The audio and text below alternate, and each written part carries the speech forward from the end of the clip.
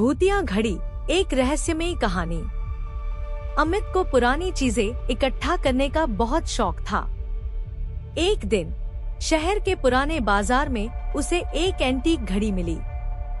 दुकानदार ने कहा, यह घड़ी बहुत खास है, लेकिन इसे रात के 3 बजे से पहले देखना मत। अमित को यह बात अजीब लगी, लेकिन उसने घड़ी खरीद ली।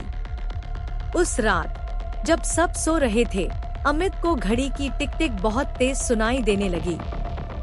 उसकी उत्सुकता बढ़ी और उसने घड़ी को देखा। 3 बजने में बस 1 मिनट बाकी था। जैसे ही सुई 3 पर पहुंची, घड़ी अचानक खुद ही बजने लगी। कमरे की लाइट्स झपकने लगी और आईने में एक परछाई दिखने लगी। अमित ने डरकर घड़ी को फेंक दिया, लेकिन वह अपने आप हवा में तैरने लगी।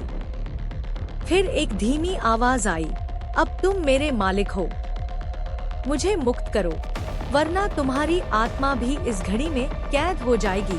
अमित की सांसें तेज हो गईं। उसकी आंखें डर से फटी रह गईं। घड़ी हवा में तैर रही थी और आईने में दिख रही परछाई अब और स्पष्ट हो चुकी थी।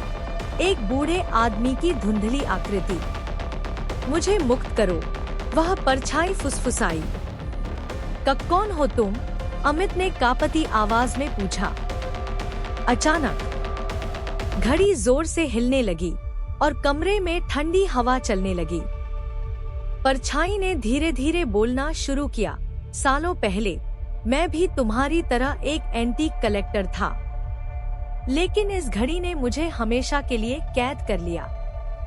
जब भी कोई इसे 3 बजे देखता है, उसकी आत्मा इसमें समा जाती है। अब अगर तुमने मुझे मुक्त नहीं किया, तो अगला नंबर तुम्हारा है। अमित ने हिम्मत जुटाई और घड़ी को उठाकर जोर से जमीन पर पटक दिया, लेकिन कुछ नहीं हुआ। हाँ, इसे तोड़ने से कुछ नहीं होगा, आत्मा हंसते हुए बोली। अमित को एक तरकीब सूझी। उसने घड़ी को उठाया और उसे मंदिर में रख दिया। वहां जाकर उसने मंत्र पढ़े और भगवान से प्रार्थना की। जैसे ही मंत्र खत्म हुआ, घड़ी अचानक जोर से चीखी और उसमें से एक काले धुएं की लहर निकली। आत्मा कराहते हुए चिल्लाई, नहीं, ऐसा मत करो। और फिर सन्नाटा छा गया। घड़ी अब बंद हो चुकी थी। कोई टिक टिक नहीं, कोई परछाई नहीं।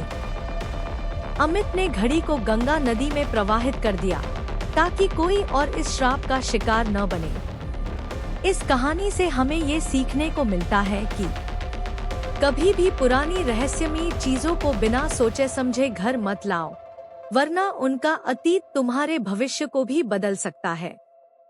अगर आपको हमारी ये स्टोरी अच्छी लगी हो तो हमारे चैनल को सब्सक्राइब करें और बेल आइकन दबाएं। हम आपके लिए ऐसी ही अच्छी स्टोरी लाते रहेंगे। धन्यवाद।